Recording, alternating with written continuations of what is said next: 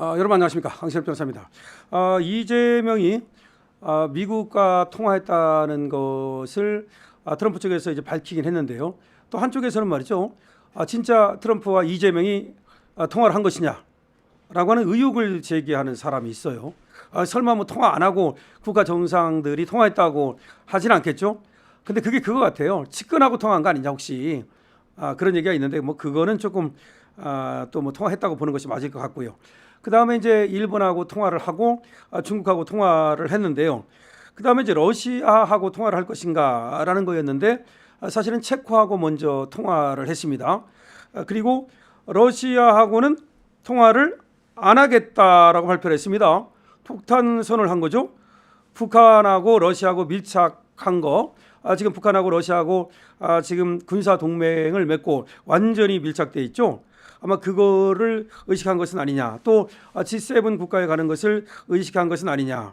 미일중 정상과 상견례 통화밖에 못했단 말이에요. 그러는 가운데 러시아도 4강인데 미일중 러시아 아닙니까? 그렇지만 4강 중에서 러시아는 빼놓는다. 왜 빼놓느냐?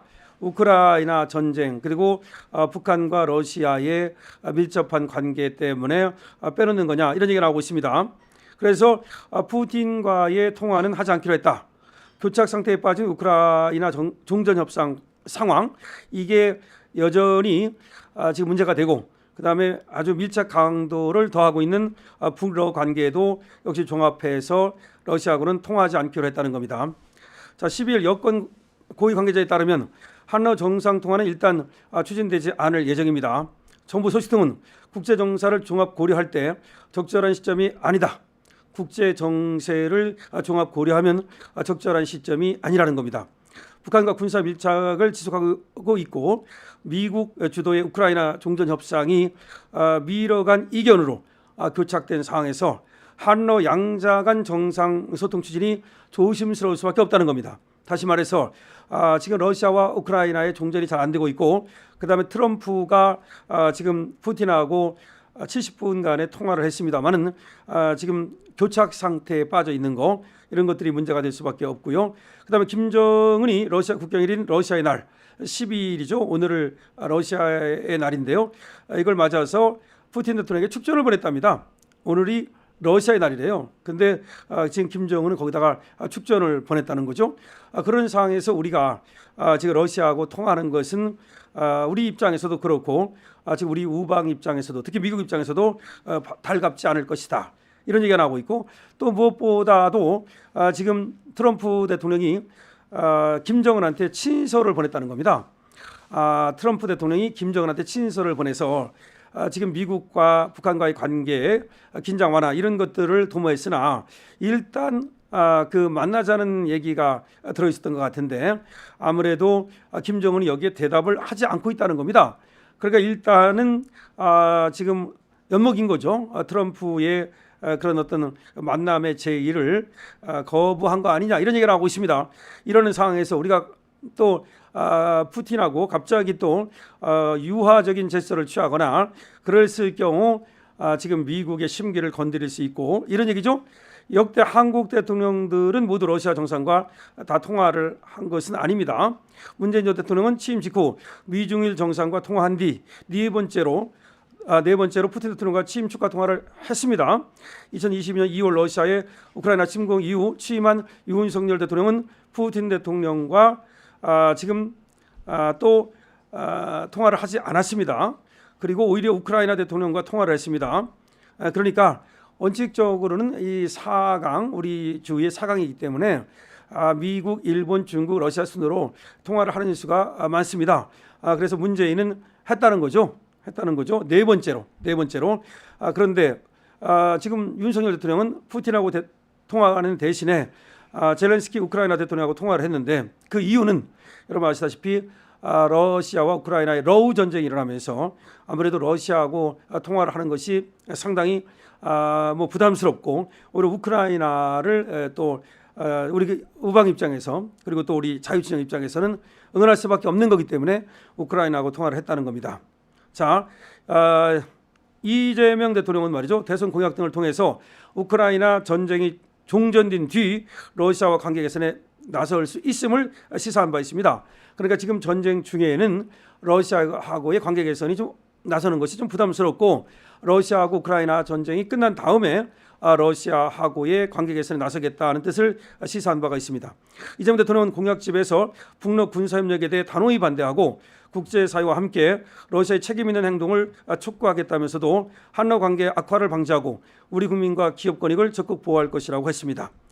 다만 정상소통과 달리 외교 채널을 통한 한러 간 소통은 꾸준히 이루어져 왔고 지금 보건 기류도 감지되고 있습니다. 그러니까 정상 외교 채널 이거는 뭐 안 됐지만 다른 어떤 외교 채널을 통해서 지금 소통은 이루어져 오고 있다라는 얘기가 있습니다. 자, 러시아 지금 푸틴하고 이재명이 전화 통화를 하지 않기로 했다. 정상 간 그런 통화를 하지 않기로 했다. 이것이 문제가 되는 이유는 지금 미국을 시작으로 일본, 중국과 다 통화를 했기 때문에 그 다음에 이제 푸틴과 하는 것이 보통 순서였단 말이죠. 그런데 푸틴과 안 하고 오히려 체코 지금 하고 했지 않습니까? 이건 체코 원전 때문에 한 것이지만 이 체코 원전이 결국은 도장을 찍었죠. 이것은 윤석열 대통령의 업적이라고 할 수가 있겠는데요.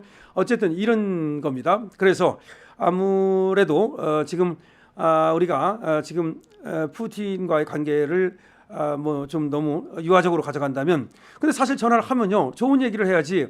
하자마자 더군다나 신임 대통령이 전화를 하자마자 푸틴한테 와 당신 우크라이나하고 왜 종전 안 하는 거요? 당신 왜 우크라이나 쳐들어갔어? 이럴 수는 없는 거 아니야. 이거는 엄청난 외교 결례이기 때문에 그럴 수가 없어요. 그러면 뭐 좋은 얘기 해야 된단 말이야. 그럼 좋은 얘기라는 게 이게 뭐 별로 나올 수 없는 것이 지금 북한하고 러시아하고 얼마나 가깝습니까? 군사동맹까지 맺은 이런 나라한테 잘했다고 그럴 거야? 지금 러시아는 옛날에 러시아가 아니에요. 지금 북한이 만약에 우리로부터 또 어디로부터 침략을 받게 되면 어떤 이 러시아가 자동으로 개입하게 돼 있고요. 그 침략이야 우리가 당연히 안 하겠지만 문제는 뭐냐면 북한의 급변 사태가 벌어졌을 때, 그 북한에서 내란이 일어났을 때, 그때 말하자면 러시아가 진주한단 말이에요. 사실은 말이죠. 이 지금 김정은이가 푸틴하고 군사동맹을 맺은 이유가 무엇이냐, 여기에 대해서 전략가들은 뭐라고 분석을 하냐면, 그리고 군사 분석가들의 지금 전망은 뭐냐, 저도 거기에 전적으로 찬성을 하는데요. 아니 외부에서 뭐 지금 북한을 쳐들어갈 나라가 뭐가 있겠습니까? 사실 그럴 가능성은 별로 없죠. 물론 뭐 중국을 조금 견제한다. 그러니까 북한에 무슨 급변 사태가 일어났을 때 중국이 들어가면 러시아도 따라 들어가서 견제를 해준다. 뭐 그런 건 있을 수 있지만 기본적으로 김정은이 겁내는 건 안에서의 그러니까 소요 사태, 그러니까 쿠데타 내지는 내란이에요. 그런 게 벌어졌을 때 김정은은 실각할 수밖에 없고 목숨이 위태롭게 되잖아요. 그러니까 안에서의 어떤 그 내부 소요 사태라든지 내지는 군사 어떤 반란 같은 것이 일어났을 때 러시아의 도움을 받고자 지금 군사 동맹을 맺었다는 설이 파다합니다. 그러니까 미리 예방하는 차원도 되고, 그렇게 해놓으면은 러시아가 겁나가지고 어떤 쿠데타를 일으키려고 하다가도 안 할 거 아닙니까? 그다음에 또 어떤 소요 사태가 벌어졌을 때 그거를 이제 러시아의 도움을 빌려서 막으려고 그러는 거다. 그리고 또 이제 그런 얘기가 왜 나온 거냐면, 이 북한이 너무나 이제 지금 거의 뭐 무너지기 직전에 갔는데요. 경제도 그렇고 여러 가지로 뭐 지금 김정은이 다음에 또 후계자도 만만치 않고, 그러다 보니까 이 집단 지도 체제를 염두에 두고 지금 김정은이 실각할 수도 있다, 이런 말이 나왔거든요. 자, 그렇게 됐을 때 그러면 이제 누가 이제 또 거기에 뭐 중국도 상당히 또 공을 들일 거고 그렇겠지만, 그런 실각 사태를 누가 만들 수 있다? 미국이 만들 수 있다는 걸 의심하는 거죠. 미국이 그런 어떤 그 작전을 통해서 김정은의 어떤 그 실각 상태를 만들 수도 있는데 충분히 있죠. 그런 경우를 대비해서 지금 김정은은 푸틴과 이렇게 형제 관계, 쉽게 말하면 그런 관계를 맺은 거다. 그래서 혈맹 관계를 맺은 거다, 이런 말이 나옵니다. 자, 그렇다면 우리는 그런 어떤 북러 관계 속에서 이재명이 전화를 해가지고서 할 수 있는 말이 지금 제한적이고, 그렇기 때문에 전화를 안 하는 것이 맞다라고 생각을 하고요. 더군다나 G7 지금 회의에 가는데 거기 가서 또 지금 세븐 국가들은 공산주의라면 치를 떠는 사람들인데, 이런 사람들한테 책 잡힐 이유도 없으니까 아마 러시아하고의 통화는 뒤로 미뤘다, 이렇게 볼 수 있겠습니다. 자, 이재명 지금 푸틴과의 통화를 사실상 하지 않기로 했는데요. 푸틴이 또 어떻게 나올지 모르겠습니다만은 어쨌든 푸틴과 지금 김정은은 완전히 뭐 러시아의 날을 맞이해가지고 축전을 보내는 등 서로 뭐 형제 애를 맺고 혈맹 관계를 맺고 있기 때문에 우리가 푸틴에 지금 신경을 쓸 필요는 없다라고 생각을 하고, 역시 한미 동맹 그리고 일본과의 관계에 그 관계 증진에 신경을 쓰는 것이 좋겠다는 생각이 듭니다. 강신업 TV입니다.